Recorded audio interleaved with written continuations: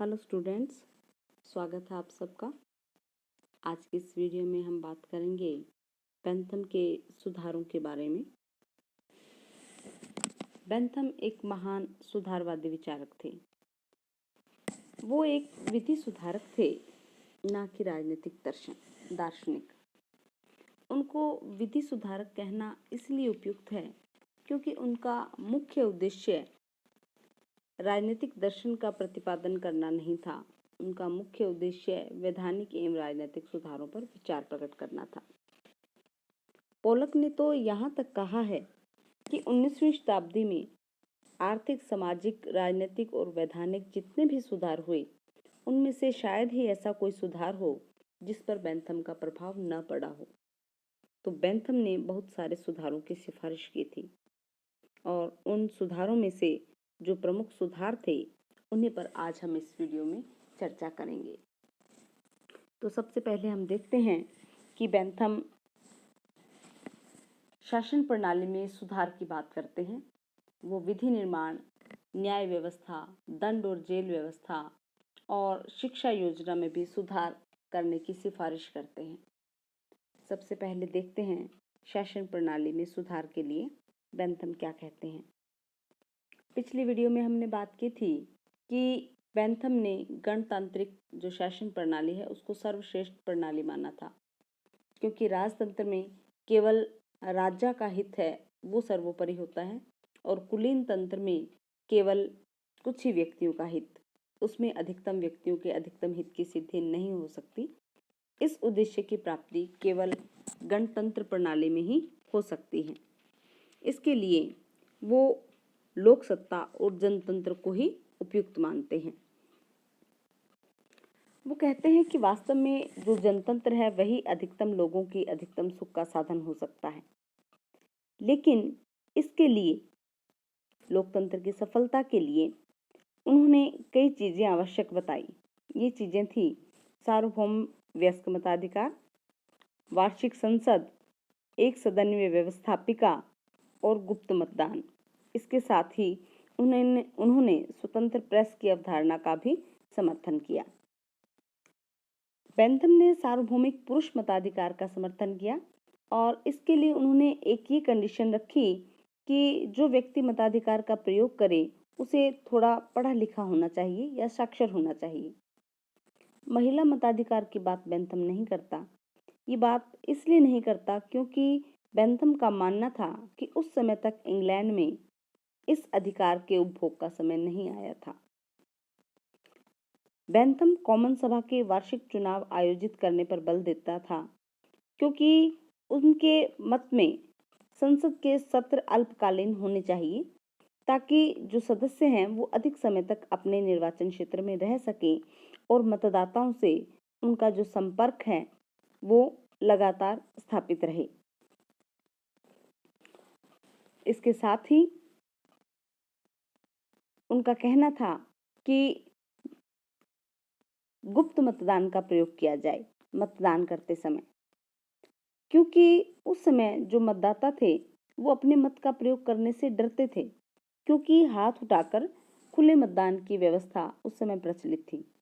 अतः बेंथम गुप्त मतदान के पक्ष में थे।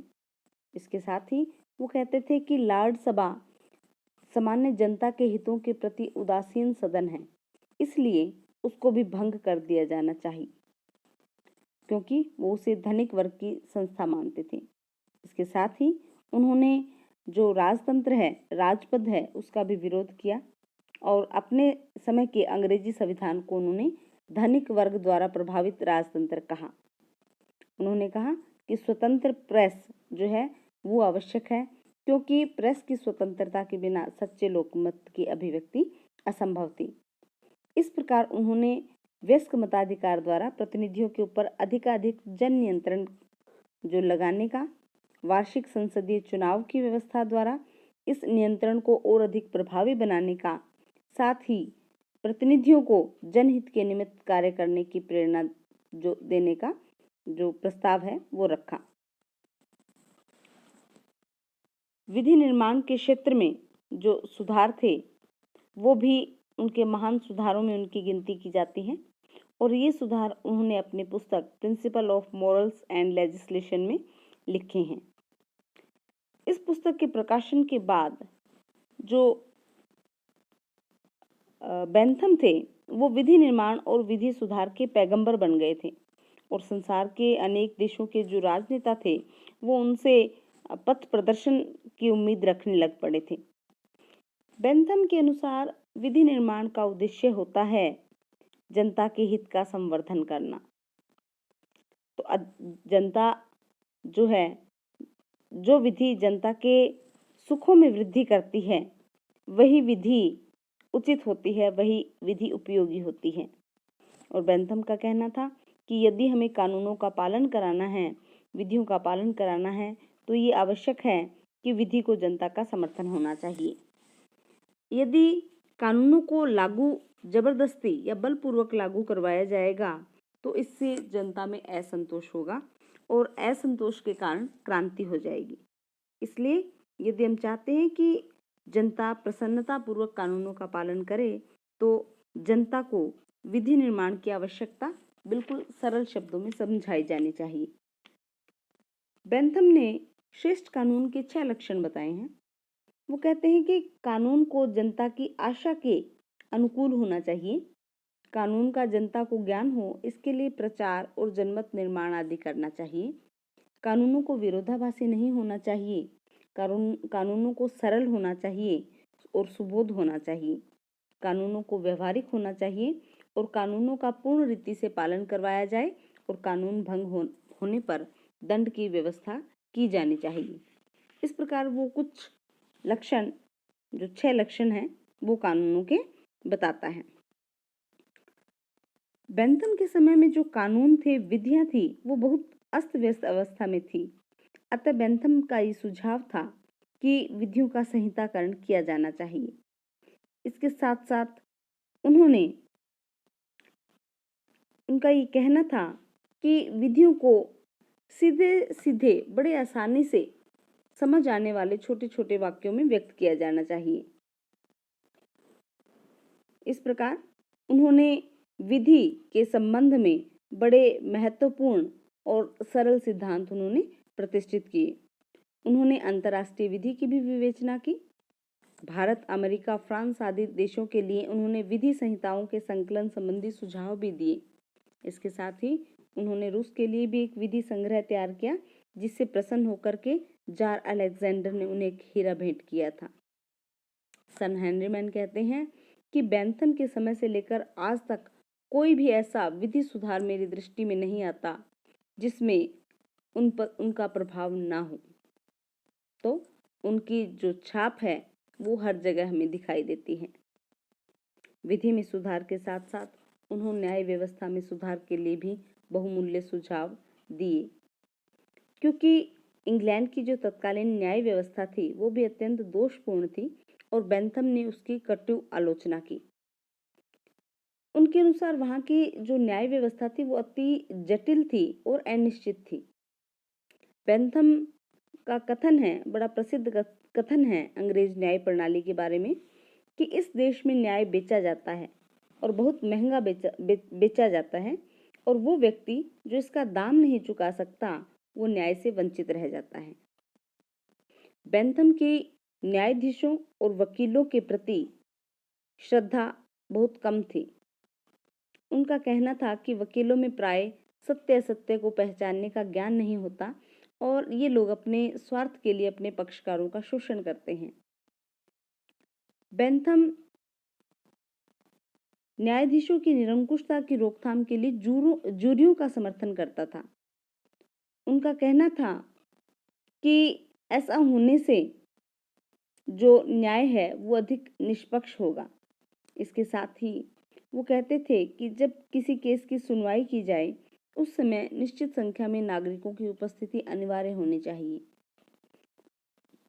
इसके साथ ही वो कहते थे कि विवादों का निर्णय अनेक जजों की बजाय एक जज के द्वारा किया जाए, क्योंकि इससे जज में उत्तरदायित्व की भावना पनपेगी और न्याय के सम्मान की रक्षा की जा सकेगी।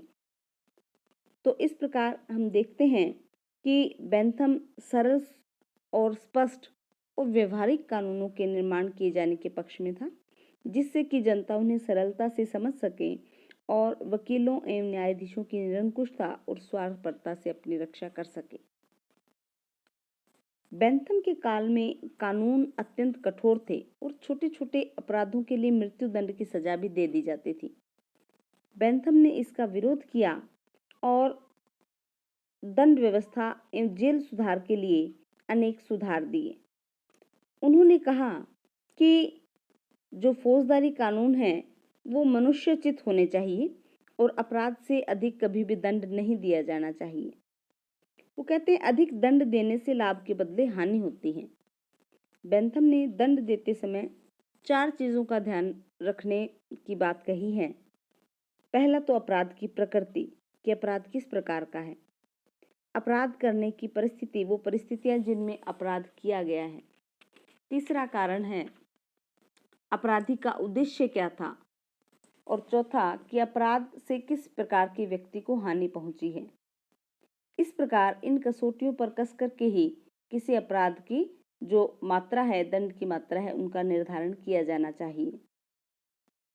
इसके साथ ही बेंथम कहता है कि जो दंड होता है वो निष्पक्ष होना चाहिए और इसके द्वारा अपराधियों को चेतावनी मिलनी चाहिए और दंड को सार्वजनिक रूप से दिया जाना चाहिए।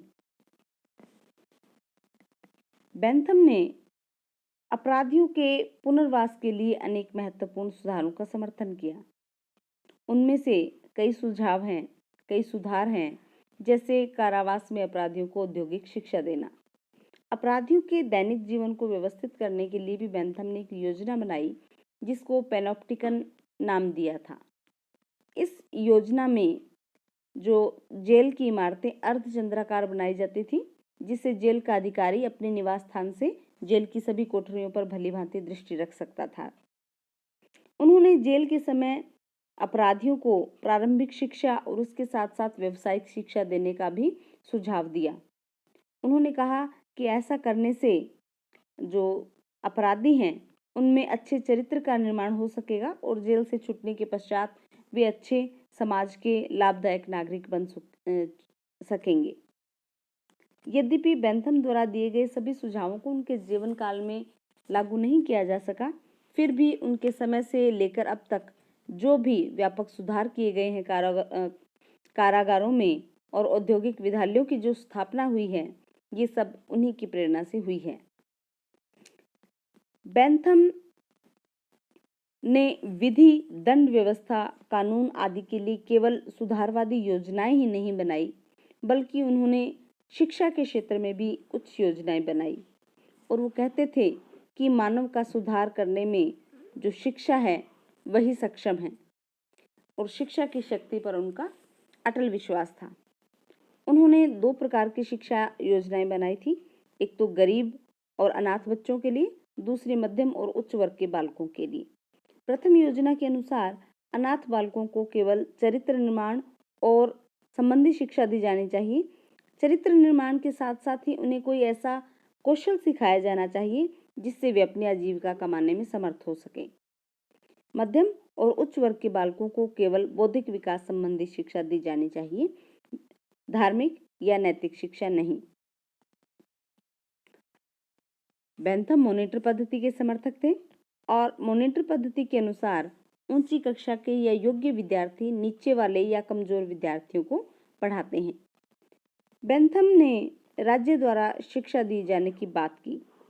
बेंथम के समय सर्वसाधारण की शिक्षा की अवहेलना की जाती थी, तो बेंथम ने सर्वप्रथम जनसाधारण की शिक्षा पर जोर दिया और उनके शिक्षा संबंधी विचारों का भारत की शिक्षा पद्धति पर भी प्रभाव पड़ा।